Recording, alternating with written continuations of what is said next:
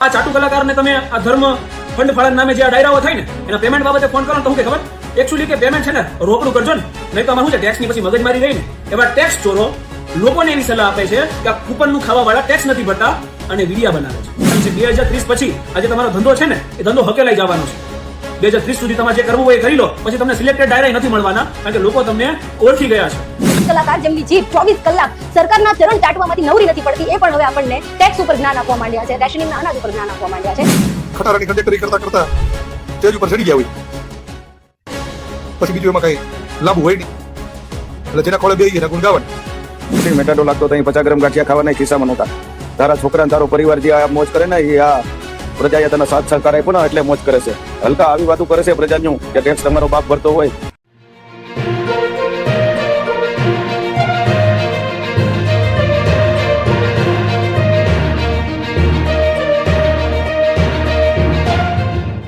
કહી દઉં સાહેબ, આ લોકોને એવા અનુભવ છે, પોલીસને પૂછ્યો, અને એમાં હવે તો વાત જ કરવાની નથી, જ્યાં હોય ત્યાં વીડિયા ઉતરે છે. તમે અમારો પગાર ખાવશો, જાણે એના બાપુજીનો ટેક્સ ભરતા હોય બધું. આ હકીકત છે. આજે એના દેવા જાય છે ને તમે અમારા ટેક્સ ઉપર પગાર લ્યો છો, એ રેશનિંગના ઘઉં ખાતા હોય બધા. આપણે એક ચાટુ કલાકાર જે પોતે પહેલા વિરોધ કરતા બોલે એના બોર ખપશે, એ આ મોદી સરકારે સાબિત કર્યું. બોલવા સિવાય બીજો ધંધો નથી.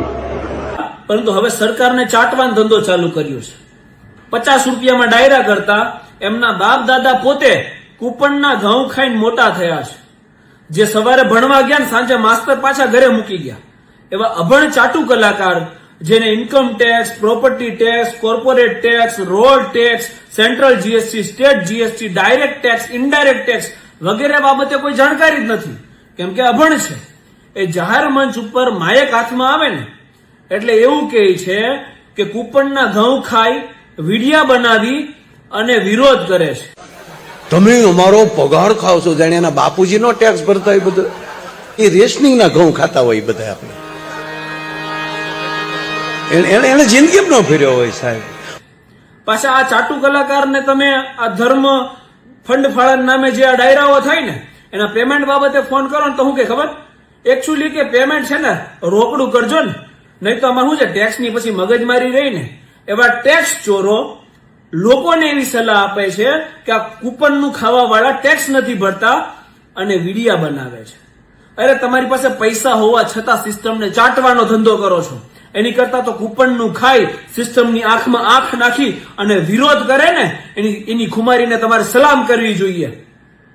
વીર ખુદીરામ બોઝનું એક વાક્ય હું આપને કહીશ કે જે વ્યક્તિ વિરોધ કરતો હોય ને એને સાથ આપો, અને જો સાથ ના આપી શકો ને તો તમારી જ ભાષામાં કહું છું કે મૂંગા મરો. મૂંગા રહેશો ને તોય અમને એટલીસ્ટ ડિમોટિવેશન તો નહીં મળે, એટલીસ્ટ સિસ્ટમ સામે લડવાનો અમને જોશ તો મળશે જ. પાછા ભાઈ કેવા છે, આમના દીકરી હમણાં હાર્યા સ્થાનિક સ્વરાજની ચૂંટણીમાં, અને દીકરાને ઇલેક્શન લડવાનો આવનાર ઇલેક્શન લડવા માટે બેઝ તૈયાર કરે છે. હવે જયારે હાથ જોડીને વોટ માંગવા આવે ને ત્યારે આપણે યાદ રાખવાનું છે કે આપણે કૂપનના ઘઉં ખાનાર છીએ, આપણે વોટ કોને આપવા, અને આમને યાદ દેવડાવવું પડશે આપણે કે જે કૂપનના ઘઉં ખાવા વાળા તમને ખંભે બેસાડીને આસમાન દેખાડે છે ને એ તમને જમીન ઉપર રહીને તારાય દેખાડી શકે. એ તાકાત આપણે દર્શાવવાની છે. અને અમને એક વસ્તુ કહેવાની છે, 2030 પછી આજે તમારો ધંધો છે ને એ ધંધો હકેલાઈ જવાનો છે. 2030 સુધી તમારે જે કરવું હોય એ કરી લો, પછી તમને સિલેક્ટેડ ડાયરા નથી મળવાના, કારણ કે લોકો તમને ઓળખી ગયા છે. એટલે તમે જે ધર્મ ફંડ ફાળા ગાયુના નામે જે ડાયરાઓ કરી અને જે ચરી ખાવ છો ને એ ચરી ખાવ. જે વિરોધ કરવા વાળા છે ને એને સમર્થન ના આપો તો કાંઈ નહીં, પરંતુ એમને એમની સાથે લડવા દો. જય હિન્દ, જય સંવિધાન, ઇન્કલાબ જિંદાબાદ. તમારા બાપુજી ટેક્સ ભરે છે? નથી ભરતા? શું તમારી ઘરે રેશનિંગનું અનાજ આવે છે? આવે છે. ઓકે, તો હવેથી તમારે સરકારને કોઈ સવાલ પૂછવો નહીં. આવું મહાન જ્ઞાન હું નથી આપતી, આપણા ગુજરાતના જાણીતા હાસ્ય કલાકાર માયાભાઈ આહિરે આપ્યું છે.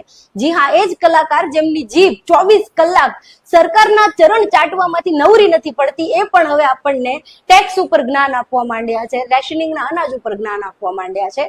જો કે રેશનિંગના અનાજ ઉપર મને બહુ નવાઈ નથી લાગતી, કારણ કે જે માણસ ગોધરાના મજૂરો ઉપર, દલિતો ઉપર વ્યંગ અને કટાક્ષ કરી સસ્તું મનોરંજન પીરસી શકતા હોય, એમની માટે કોઈની પીડા ઉપર આવા વ્યંગ કટાક્ષ કરવા એ કોઈ નવી કે મોટી વાત નથી.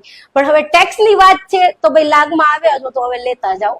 ટેક્સ એવી વસ્તુ છે જે ભારત દેશમાં જનતો નાગરિક જ્યારે જન્મે છે ત્યારથી આપવાનું શરૂ કરે છે કે મરતા સુધી આપે છે. તમે જ્યારે જન્મવાના હતા, તમારી મમ્મીના પેટમાં હતા, ગર્ભમાં હતા, ત્યારથી તમારા બાપુજી ટેક્સ ભરે છે. જી હા, માયાભાઈ આહિર તમને કહું છું, તમારા બાપુજી પણ ટેક્સ ભરે છે. જ્યારે તમારો પિંડ ગળાતો હતો તમારા મમ્મીના ગર્ભમાં, અને જેટલી મુલાકાત તમારા મમ્મીએ દવાખાનાની લીધી, જેટલી દવાઓ, જેટલા ઇન્જેક્શન લીધા, એ તમામ ઉપર તમારા બાપુજીએ ટેક્સ આપ્યો છે. આ દેશના તમામ નાગરિકના બાપુજીઓ ટેક્સ આપે છે. જ્યારે આ દુનિયામાં આવી ગયા, જન્મી ગયા, અને પહેલું બાળોતિયું જ્યારે ખરીદવામાં આવ્યું હતું એની ઉપર પણ આ સરકારને ટેક્સ આપ્યો છે. જે રમકડાઓ ઘરમાં આવ્યા, જે ઘોડિયું ઘરમાં આવ્યું, જે કપડા, ચપ્પલ, જે કાંઈ પણ વસ્તુ ઘરમાં આવી એક બાળક તરીકે, એ તમામ ઉપર બાપુજીએ ટેક્સ ભર્યો છે. જ્યારે સ્કૂલમાં ગયા હતા, જે ગયા હતા એની વાત છે, બધાની નહીં, જ્યારે સ્કૂલમાં ગયા હતા, જે પેન ખરીદી, જે ચોપડા, જે નોટબુક ખરીદી હતી, જે દફતર ખરીદ્યું હતું, એના ઉપર પણ બાપુજીએ ટેક્સ ભર્યો છે. કોલેજમાં ગયા હતા, જે પહેલી બાઇક તમને ખરીદીને આપી એના ઉપર પણ બાપુજીએ ટેક્સ ભર્યો. એ બાઇકમાં જ્યારે તમે પેટ્રોલ નખાવ્યું પહેલી વાર, એમાં પણ બાપુજીએ ટેક્સ ભર્યો છે. અને પેટ્રોલ નાખીને બાઇક જ્યારે રોડ ઉપર લઈને ગયા ને, એમાં પણ બાપુજીએ ટેક્સ ભર્યો છે. સવારથી લઈને સાંજ સુધીમાં જે તમે બ્રશ કરો છો ને વહેલા ઉઠીને, એની ઉપર જે ટૂથપેસ્ટ લગાવો છો ને, એમાં પણ બાપુજી ટેક્સ ભરે છે. અને રાતે જ્યારે આરામ કરવા ઉપર તમે બેડ ઉપર જાઓ છો, જે ચાદર ઓઢીને તમે સુવો છો, માથા નીચે જે ઓશીકું રાખો છો, એમાં પણ બાપુજી ટેક્સ ભરે છે. અને એટલું જ નહીં ભાઈ, જ્યારે તમારો અંત સમય આવશે, આ દુનિયામાંથી વિદાય લેશો, તમારી અંતિમ વિધિમાં જે કઈ સાધન સામગ્રી વાપરવાની છે ને, એમાં પણ બાપુજી ટેક્સ ભરશે. એ સિવાય એ સામગ્રી પણ નહીં મળે.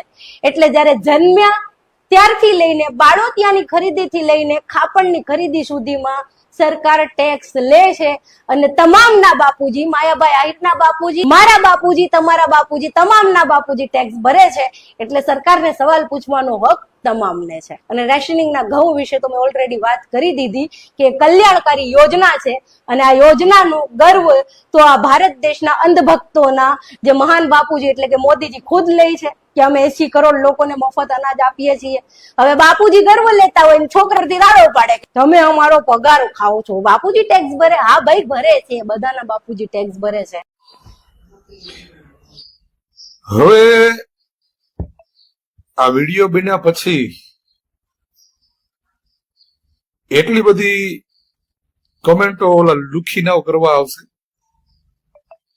જેને શિક્ષણનો અભાવ હશે, ભણવા કે જ્ઞાન ન હોય, વોટ્સઅપ યુગ અને ફેસબુક યુગ જ્ઞાન હોય, એવા કેટલાય કમેન્ટો કરશે. જો કે એની કમેન્ટોથી આપણને તંબુરો ફેર નથી પડતો, પણ કહેવાનું એ છે કે હમણાં માયાભાઈ આહિર છે ને, એ બહુ ટ્રોલ થઈ રહ્યા છે. એનો એક વિડીયો ફરી રહ્યો છે, સુરતનો છે લગભગ, અને ત્યાં કોઈ પોલીસ નિવૃત્તિ સમયનો આ કાર્યક્રમ હતો. એ કાર્યક્રમમાં માયાભાઈ આહિર ગયા. હવે કલાકારોએ માત્ર સમાજને સંસ્કૃતિ પીરસવાની હોય, સમાજને સાચો ઇતિહાસ પીરસવાનો હોય, અને જે સત્ય હોય એ કહેવાનું હોય. પણ અત્યારે કલાકારો છે ને, એ જ્યાં બેહે એટલે આપણે જેના ખોળે બેહે એના ગુણ ગાતા હોય. એટલે મારે માયાભાઈ આહિરે હમણાં એવું કીધું કે હમણાં તો બધા વિડીયો બનાવે અને એમ કે તમે અમારા રૂપિયાનો પગાર ખાવ છો, તેનો બાપ ટેક્સ ભરવા જતો હોય છે. તો ભાઈ શ્રી માયાભાઈ આહિર તમને સવારનો ફોન કરું છું પણ તમે ફોન ઉપાડતા નથી, એટલે ન છૂટકે પછી આ વિડીયોના માધ્યમથી તમને કેવું પડે છે કે ભારતમાં રહેતો હરેક નાગરિક કોઈ પણ પ્રકારની ચીજ વસ્તુ ખરીદે ને તો પણ એ ટેક્સ સાથે ખરીદે છે, એટલે એ હરેક જગ્યાએ ટેક્સ ભરે છે. શું છે કે આપણે ભણવા ન ગયા એટલે આપણને એટલી બુદ્ધિ ન હોય, બરાબર? કેમ કે ખટારાની કંડક્ટરી કરતા કરતા સ્ટેજ ઉપર ચડી ગયા હોય, પછી બીજું એમાં કઈ લાંબુ હોય નહીં, એટલે જેના ખોળે બેહી એના ગુણ ગાવાના, અને સાચું બોલે એને તકલીફ. જેમ કે હમણાં અમારા હકાભા ગઢવીએ ખેડૂતોનું સંમેલન માટેની જે લડાઈ છે અને એના માટે એને જે સમર્થન આપ્યું અને પછી એનું એક રેકોર્ડિંગ વાયરલ થયું. જો કે હકાભા ગઢવીએ ફરી લાઈવ થઈ અને એના પુરાવા આપ્યા અને કીધું કે આમાં શું હતું ને કેમ હતું. એટલે એક બાજુ લોકો એમ કે કલાકાર બોલતા નથી બોલે તો આવી તકલીફો થાય, અને અમુક આવા કલાકારો કે જે ન બોલે એમાં 9 ગુણ હોય, પણ આ તો શું છે કે 5 રૂપિયા વધારે મળે એટલા માટે પછી ગમે એવો બફાટ કરી નાખી. આ નીચે નંબર દેખાય છે એ અમારા હાસ્ય કલાકાર કયો કે સાહિત્ય કલાકાર કયો માયાભાઈ આહિરનો છે. એને ફોન કરીને કેજો કે જ્યારે તમે કંડક્ટરી કરતા ને ત્યારે તમે જે હરેક વસ્તુ લેતા તેનો ટેક્સ સરકારમાં લાગતો છે, ત્યારે કે તમારા બાપુજી ટેક્સ ન ભરતા. એટલે ભારતમાં હરેક નાગરિક પોતાની રીતે બધી પ્રકારના ટેક્સ ભરી જ રહ્યો છે, એમાં કોઈનો બાપ ભરવા જતો નથી. એટલે આપણે કંડક્ટરી કરતા કરતા અહીંયા પોગી ગયા છીએ, તો પછી મેળ્યું છે કુદરતે દીધું છે તો શાંતિથી ખાઈ બીજી હળિયું ન કરીએ. અને તમે એમ કહો કે રાશનના ઘઉં ખાઈને, તો આપણે દિવસો ભૂલી ગયા. તકલીફ મોટી ન્યા છે કે તમે તમારા જૂના દિવસો ભૂલી જાવ ને, તમને જયારે એમ થઈ જાય ને કે આઈ એમ સમથિંગ, હું જ કઈક શું ને અભિમાન આવી જાય ને પછી જાજુ ન ટકે. એટલે મહેરબાની કરો અને દેશના આવા પીડિત, પછાત, શોષિત અને નાના માણસોને નીચા પાડવાના જે પ્રયત્નો તમે કરી રહ્યા છો એ ન કરો તો તમારા માટે ખૂબ સારું રહે. ફોન કરજો એટલે એને ખબર પડે કે આ દેશનો નાગરિક કેવી રીતે ટેક્સ ભરે છે અને ક્યાં ભરે છે, એને સમજાવજો. કેમ કે ભણવા ગયા નથી ને, એ તકલીફ છે. એક કલાકાર હલકો વિરોધ કરે છે કે પ્રજા વિડીયો ઉતારે છે ભ્રષ્ટાચારના ને બધાયના. એ હલકાને ખબર નથી મેટાડો લાગતો તો અહીં 50 ગરમ ગાંઠિયા ખાવાના ખિસ્સામાં નહોતા. તારા છોકરા ને તારો પરિવાર જે આ મોજ કરે ને એ આ પ્રજાએ તને સાથ સહકાર આપ્યો ને એટલે મોજ કરે છે. હલકા આવી વાતો કરે છે પ્રજાનું કે ટેક્સ તમારો બાપ ભરતો હોય તો તારો બાપ ભરતો તો ટેક્સ ત્યાં આદેશ હાલતો લાગે. ખોટી પ્રજાની નિંદા કરતો નહીં, નકર જભો ફાડી નાખવામાં આવશે. ચાલુ પ્રોગ્રામ માંથી રોડ માથે કાઢવામાં આવશે. ખાહડાનો હાર પહેરાવે વેલાહર માયા આહિર માફી માંગી લેજે પ્રજાની, નકર આ કૂપનના ચોખા ખાવા વાળા તારી વાહે પીડ્યા ને તો તારી હાલત ખરાબ કરી નાખશે. ધ્યાન રાખજે.